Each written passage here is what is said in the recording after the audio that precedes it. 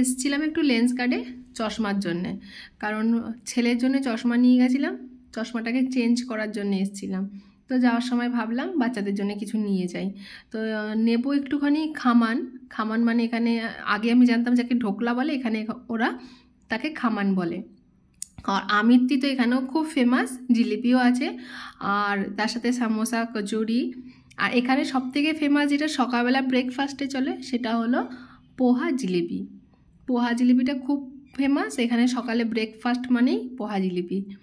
আমিত্তিও খুব পাওয়া যায়, কিন্তু আমার এতটা ভালো লাগে না আমিত্তি। তো আজকে আমি একটু টেস্ট করব খামান।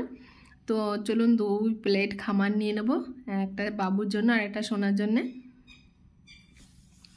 এই হলো খামান। আমি জিজ্ঞাসা করলাম কত করে, বলল 1 প্লেট 20 টাকা।